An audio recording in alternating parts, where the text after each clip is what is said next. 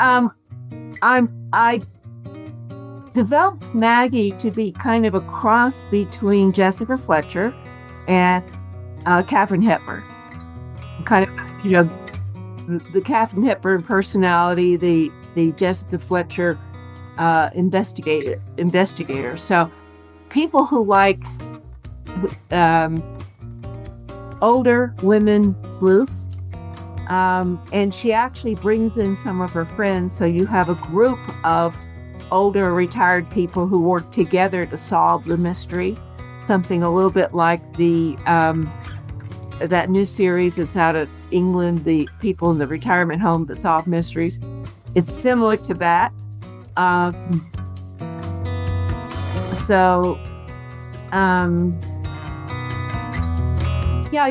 think it the audience, I think, is women over 40 who like murder mysteries.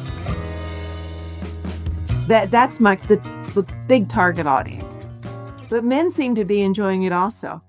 Welcome back to Living the Next Chapter, the author podcast. We get to talk to great authors from around the world, and today we get to talk to Bonnie. I'm excited to have her on our show.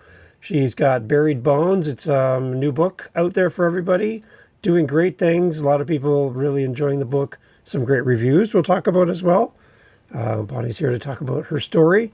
Bonnie, welcome to Living Next Chapter. Glad to have you on the show. Thank you. It's good to be on. Excellent. Tell everybody, Bonnie, where you are in this great big world of ours. I'm in Salt Lake City now. Very good. Excellent. Is that born and raised in Utah? No. We came here. My dad was in the Air Force. He was stationed at the Air Force base here, and then he retired here.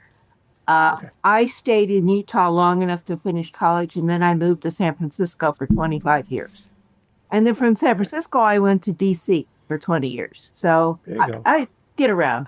And now you're back again. Now, my son moved back to Utah and had children and settled down here. So when I retired, I came here, to be around the grandkids. What are you retired from for our listeners who are listening in? My first career was accounting, and then I went to law school, and then I got this position with the CPA firm in Washington, D.C. as a special consultant managing special projects. So I did an assortment of things. I had some fraud cases. I had just mismanagement kinds of things, big systems problems and things like that. So because I had this varied background, I could do almost anything they threw at me. So, that's not the super sexy CSI TV type stuff, right? Oh, but I got some good stories, But necessary, right? Super necessary. It was. Yeah. Any stories that you can share with us? Can I give us a little insight of what you were doing? One of the big projects I worked on was a discrepancy between the federal government and the state government over Medicaid payments. Okay. Federal government was asking for $55 million in overpayment, and what I determined was D.C. government didn't owe them anything. It was a mistake at the federal level. Well, there you go. Yeah, that's a big number, too. $5 million in the budget, That's something that needs an explanation. Yeah. That's good. And it ended up being very simple accounting mistake. Really? Mm-hmm. So you've always enjoyed numbers then? My first degree was in accounting. Okay. I learned accounting because it's an easy way to get a job. So I have this background in business, but I got bored with it and went to law school. Yeah. Graduated when I was 50. Wow. So, but I was also interested in writing kind of all along, and just as a hobby. And when I was in D.C., I started taking classes at a place called the Writers Center, which is very well known. And I wrote a manuscript that I still have, and I think it's a good story. And one of these days I'll go back and clean it up maybe. But when I retired and came to Utah, I decided to take it up as a hobby and took more writing classes. And Buried Bones actually started out as a project in one of my classes. It was the class on how to write a murder mystery. And so I put together this idea and just stayed with it after the class ended. And took me 5 years, but I got it done. Are you a murder mystery reader Oh, yourself? absolutely. Yeah, I, you know, um, and having a law background, it makes it more interesting to see what people do. right. Mhm. Yeah. Any authors come to mind? Some people that inspire you as a reader? Initially, of course, I read some of the traditional ones. Agatha Christie, P.D. James. I particularly like P.D. James. Hmm. And I was really into the English um, murder mysteries. Elizabeth, I don't remember her name. She Yeah. she's a current author. Elizabeth George. I read Okay. 12 of her novels right in a row. Yeah. Um, so I mean, there's a variety of, it's always interesting. Some of them get the procedures right, some of them get the law right, some of them don't. Yeah. And you'd have that perspective. That's interesting. Did you find that those authors you admire have an influence on your writing at all? I think so. Um, Yeah. I what I tend to do when I find a book I like is I'll outline it, go back and study the book. And P.D. James was one that I studied early on. She's very detailed. She's very almost over detailed, but she would actually, I was taking a class where we studied P.D. James, and so part of the process was understanding her work, and I found her to be a good influence. Because I think that's like for me, I'm a musician and I like to deconstruct songs to see how the song was made. So then Exactly. I can kind of figure out that. And I find that enjoyable.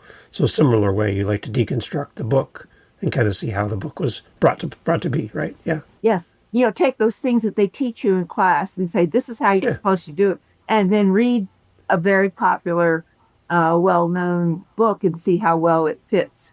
I did that. Yeah. That's interesting. I had an author on yesterday and he is a screenwriter. He said, go get the screenplay for a movie and you can probably find it online somewhere. And then open the screenplay and then watch the movie. Uh-huh. And compare the two, the movie to the screenplay, and you can see kind of how this whole movie came to be and where they kind of went away from the script. He's like, it's a really fun exercise. So I like it for music, you like it for books, and then screenwriters like to do that for movies. I thought that was interesting. It's a good way to learn, isn't it? Yeah, it's a great way to learn. Pick somebody you admire, and you're not trying to copy them, but you're learning from them and their approach to how they write. It's great. And in fact, Stephen King wrote um, a, a, a three-book series, a mystery series, which I deconstructed. And to study Stephen King is always interesting. With your accounting background and your law background, I can see how you can leverage that skill set of taking a bunch of numbers, breaking them all down, making sense of it, coming up with the problem and the solution, and then applying that to your writing. Same kind of pattern, but now from something a little more enjoyable as a hobby at first, and now becoming a little more important for you as an author. That's interesting. Well, Yeah. So, what is it about writing that is different and exciting compared to some of the amazing things you've done in the past for career wise? I think one of the things I'm really enjoying about writing is that you have to have a deep understanding of how people behave. Um, because a reader will pick it up if you don't get it quite right. Um, so for instance, I'm working on the sequel to Buried Bones right now, and I'm in a critique group. And so they were critiquing one of my chapters last week, and I had a situation where one character was supposed to say something that was slightly insulting to another character, and I didn't say it quite right, and she didn't respond quite right, and they pointed that out. So I spent all day yesterday fixing that. Because Interesting. it didn't come out, it didn't sound right to them, and it wasn't. I didn't get the words quite right, but I worked on it, and Okay. you really have to um, pick apart how people communicate and how they feel, how they respond.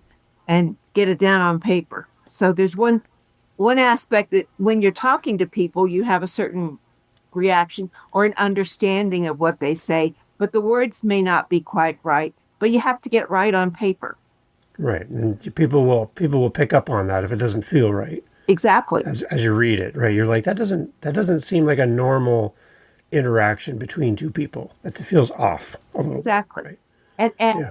a good critique group will do that. And I have found a good, really nice critique group.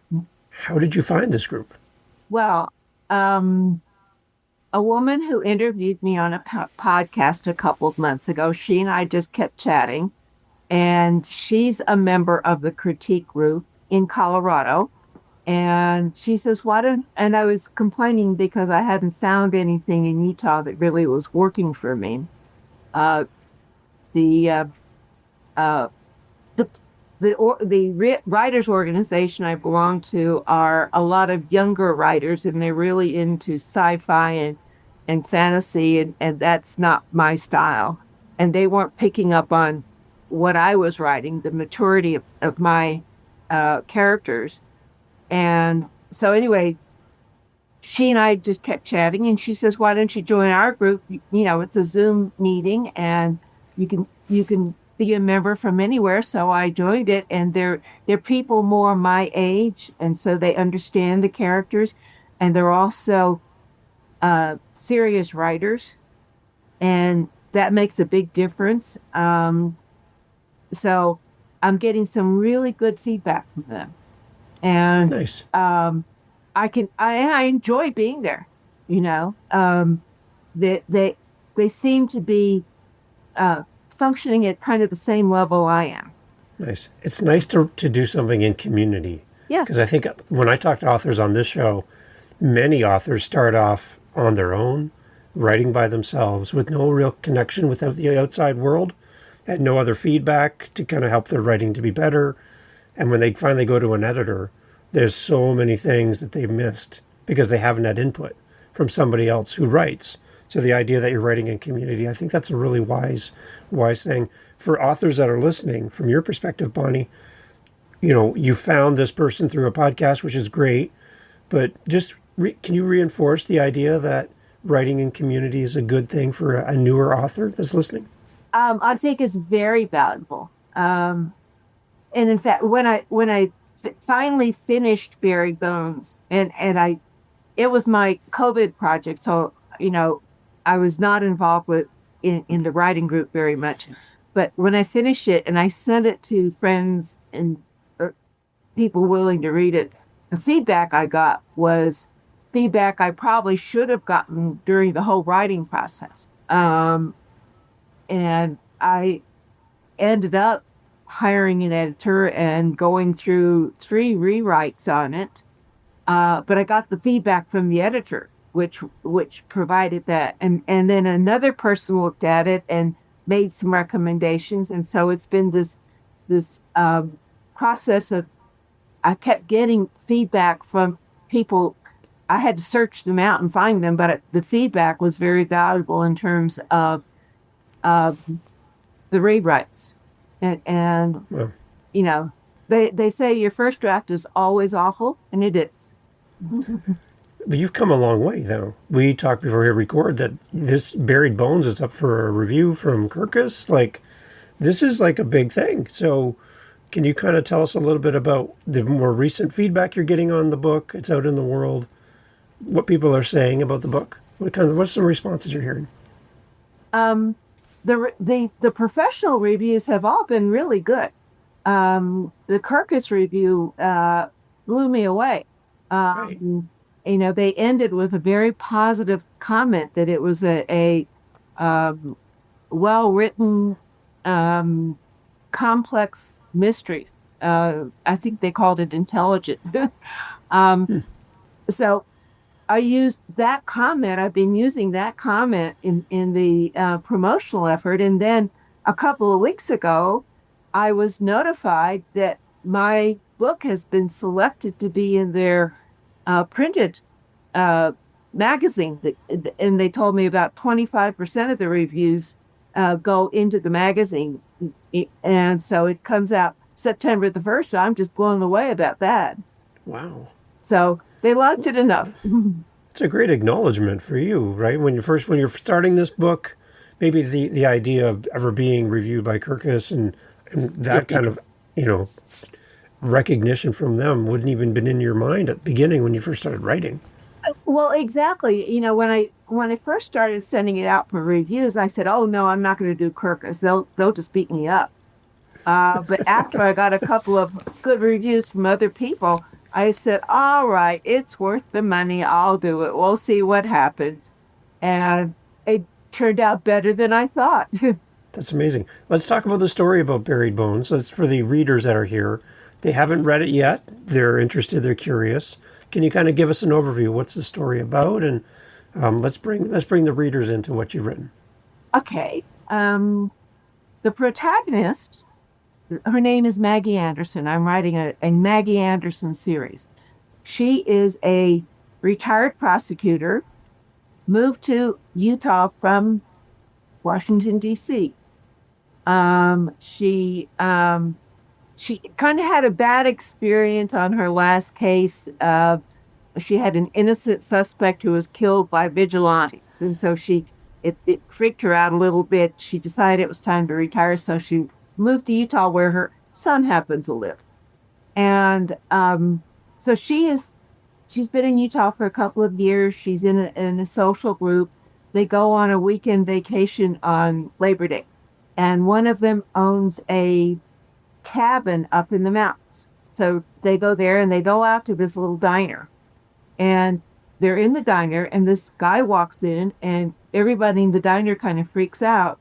And she turns to her friend who's from that area, says, "What's this all about?" And he says, "Well, they just dug up his ex-wife's body. He's the suspect." Okay.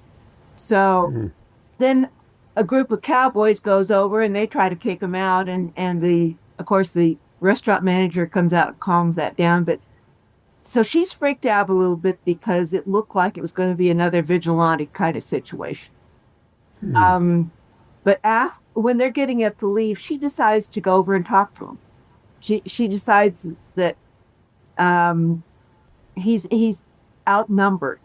So she goes over and talks to him, and she gives him a business card, and she says, "I don't practice law here, but I could help you find somebody if you need some help." He says, "Oh, no, no, I'm innocent. I didn't do anything." And she says, "Okay," and she leaves, and he calls her the next day and says, "I've had second thoughts." So they start this conversation. But the legal issue in the book is an innocent man is being accused of murdering his ex-wife because the town doesn't like him.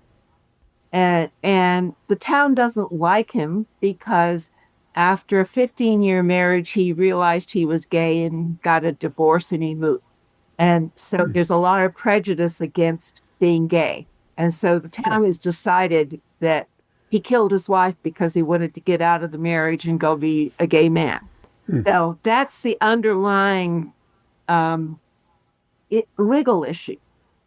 And she finds an attorney for him, and she becomes the investigator on the case. And so she goes up to the little small town in the mountains and hangs out and starts investigating. And it's a 4-year-old murder, so it's a little bit hard to find facts and things, but she starts digging. She comes up with some things that kind of lead her in the wrong direction, but eventually she pulls together enough facts that she had suspicions about who the murderer is. Okay. But there's a very powerful family that kind of runs things in the town. And she has 2 or 3 suspects that are members of this family. And so it becomes very political. The town actually wants the case to be declared a cold case, and let's just forget about it. But she just keeps pushing through, and she finally uncovers enough evidence that she has someone she can accuse. Now, he's actually not the murderer, but he leads her to someone else who is. So it it's a complicated investigation, but kind of has to be for a 4-year-old murder. But she does come up with the right. She gets a confession, and um, it has a big impact on the town. So anybody from a small town would probably enjoy a story like this. Anytime anybody loves murder mysteries will love this. Investigations. Who else would be a great reader for this book? Who do you have in mind? Um, I developed Maggie to be kind of a cross between Jessica Fletcher and Yep. Katharine Hepburn. Kind of, Okay. Wow.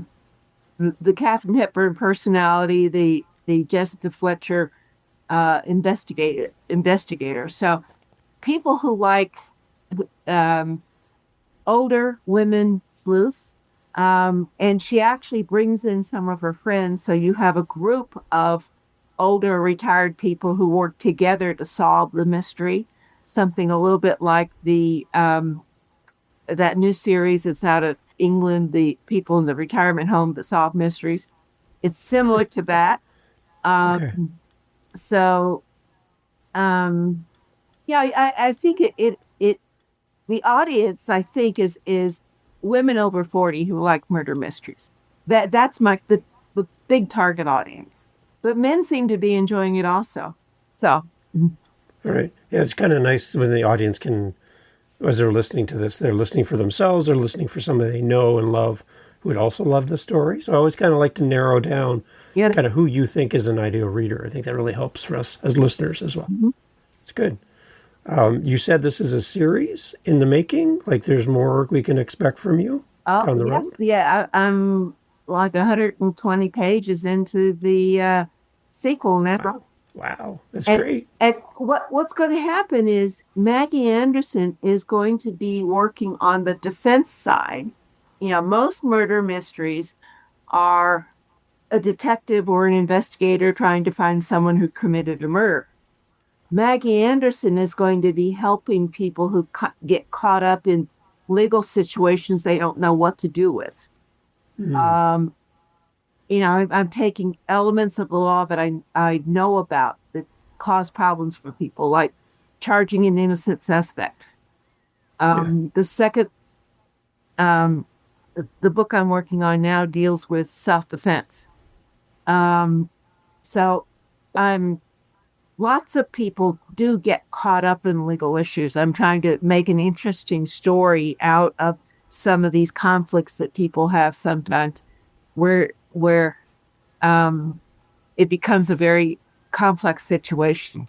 Why is that so important to you? Why is that theme of the person who is innocent being treated poorly or misunderstood, maybe even hurt or injured because of, somebody else believes them to be guilty and they're not? Like, why is that so important to you as an author? I think sometimes the justice system ignores people like that. That justice is not always for everybody. You have to be able to pay an attorney. You have to be able to endure the machinations of the court system. And it's very difficult for somebody who's not normally involved in that. Um, you also have situations where people have power and control, and they get away with things that the normal person can't.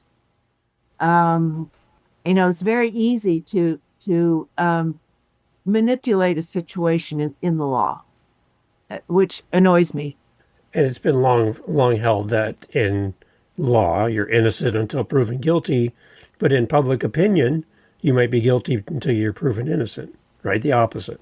And even if somebody is proven innocent, oftentimes their lives are ruined. Exactly. Exactly. So Right. I think it's much harder for the ordinary person to find justice than it is for someone who can pay a good attorney. It happens too often, actually, when you see somebody released from prison and they've served 20 years for something they never did. Exactly. But they were put there. Somebody put them there, and they didn't have somebody in their corner, like your character from your book, to speak for them and help them navigate something when they're completely innocent, and they don't even understand why they're being questioned about this thing because they are truly innocent, right? So they end up behind bars because nobody cared for them in the process, right, and helped guide them, right? Mhm. Um, yeah, I think that's an underlying problem with the legal system, and Yeah, it's probably worse in other types of legal systems, but we still haven't worked things out for um, justice for all. so there's that underlying message there then Mhm. within your story. Mhm. There's a theme that you're trying to uncover and develop for us as readers. I like that. Yeah, Does the theme come first, or does the theme come during the story of process of writing the story? I I think the thing kind of I look for a situation that I think in Buried Bones it ended up just coming because I needed to have a story with lots of tension in it.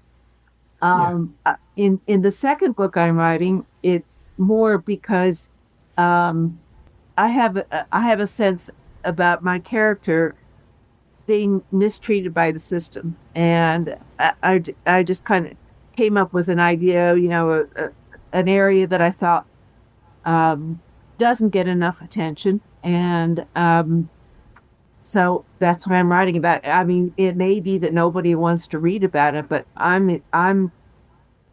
think it's the kind of story that should be told. as the author and creator of this character, as you talk about Maggie and her story, is there anything about her at this point that you're not really fully aware of? I mean, you still don't know about her and her character. Something that you're still curious about her that might come out later on in future books. Well, I actually built Maggie's history partly on my own history because it gives me a better insight into who she is. Now, she's had experiences that I haven't necessarily had. I've had experiences that I'm not putting into her character, but I think I think that gives me insight into who she is. And some of the um, people who have reviewed the book have commented about how deep the character building is on her. And just because I know her pretty well, you know, Yeah, yeah, um, there will be things that come up.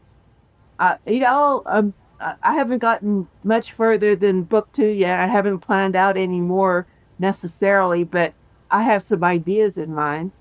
okay. And they won't necessarily be my experiences, but I think that I can imagine how she would behave and Yeah. and think about things and how she would put things together.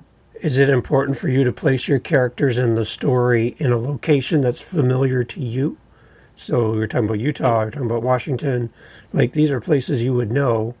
Is that important for you as an author to place the story in those settings? I think well I think it's useful for these two settings, and I've been many places. Yeah, Um, I'm thinking about taking her to San Francisco and doing a story there. I lived in San Francisco for 25 yeah, years. right. Um, so I know San Francisco. When I was back east, I traveled up and down. I could probably write a book based in New York City. So I'm not going to be uncomfortable finding a different location. In fact, it might add some interest to find another location. Um, Yeah, so, but I'm starting out here. And yeah, the only reason I started out here was because I was in that class on murder mysteries, and we had to have a story. And somebody told me about a cabin that his family had up in the mountains, and I says, "Oh, that's a good location. I think I'll write a story about that."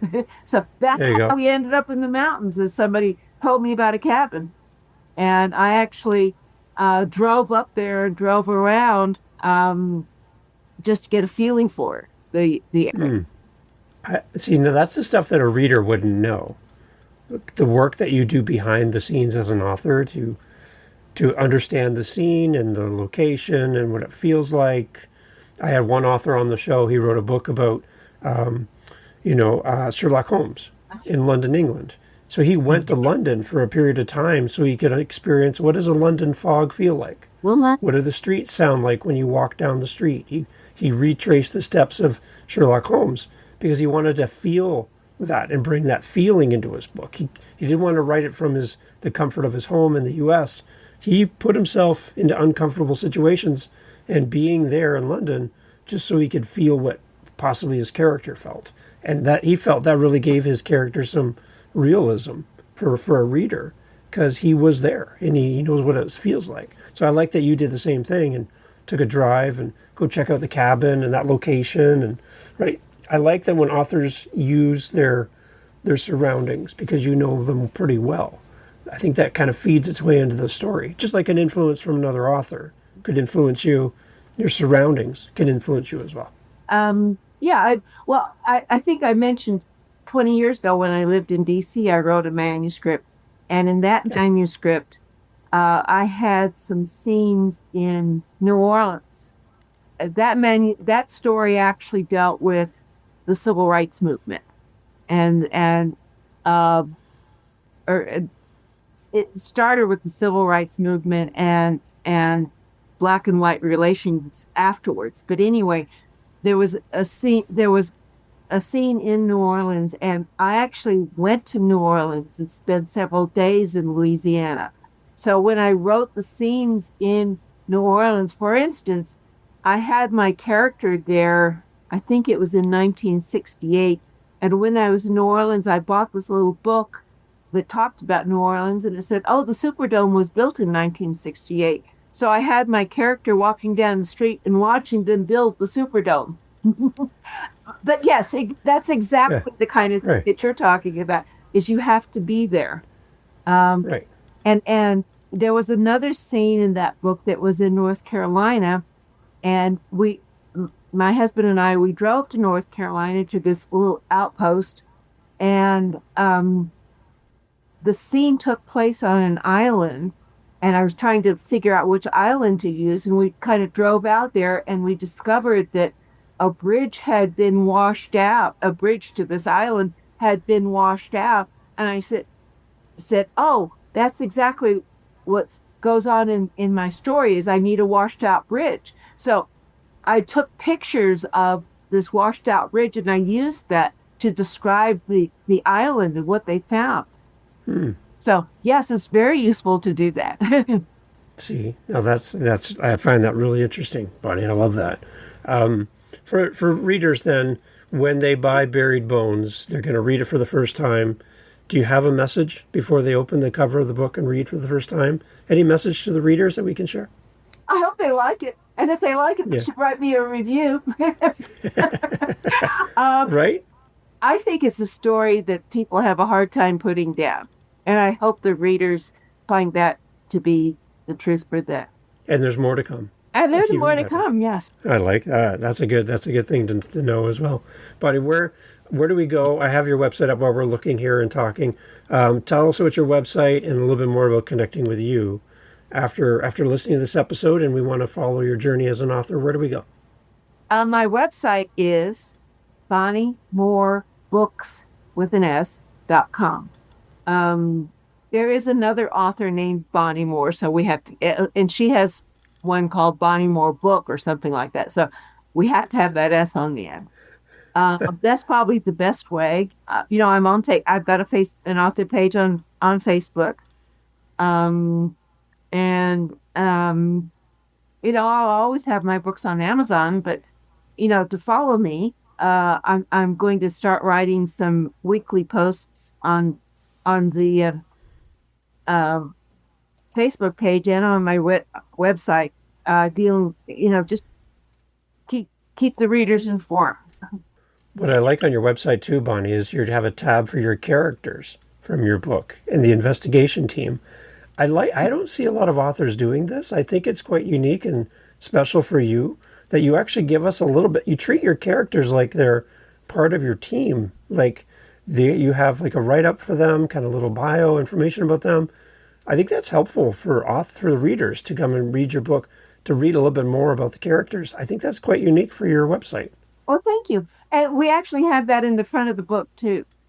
Yeah. One of the things I've always found is when I'm reading a story, I almost have to keep a list of the characters to keep Yeah. it straight. And so we just put a list in the front of the book. Um, Yeah. and they do seem very real to me, especially Maggie and Robert, who are the carryover characters in the second book. But that team is going to be involved in many of these stories. And then I'm going to have a separate section for the characters in each book. So, yeah, I think it's important to see these characters as real people. It's a nice touch. I think more authors should follow your lead on that one. I think that's a great idea. Oh, thank you. It's really good. So we'll have a link for that in the show notes. Everybody go check out BonnieMooreBooks.com. We'll have a link for that. And again, as you buy Bonnie's book and future books, make sure, as Bonnie talked about, leave a review. I think it really helps Bonnie to know what part of the story resonated with you, why you love the characters and the plot and everything about the book. It helps other people connect with the book as well.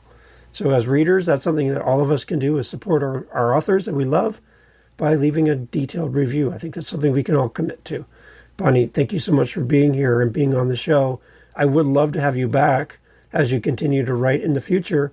Keep us in mind. We'd like to get an update from you in the future as well. Oh, thank you. I'd love to come back. Excellent. Everybody, all information for Bonnie in the show notes, as always. Again, Bonnie, thank you so much for being on the podcast. Bet. Take care. Hey, thanks for listening to the podcast. Glad to have you here. I just want to let you know that you can always find out what we're doing live in the moment by going to our YouTube channel. Head over to livingthenextchapter.com. There'll be a link right there. Head over to our YouTube channel. Make sure you like, subscribe, do all the things that all the YouTubers love to say. And in our YouTube channel, a couple things. You're going to get advanced listens. You're going to get the episodes that we're working on in real time. So we record and post daily on our YouTube channel. I'd love for you to give us a follow over there. As well, we're making playlists. We have over 500 episodes. So finding the right episode for you, we're trying to group things into playlists.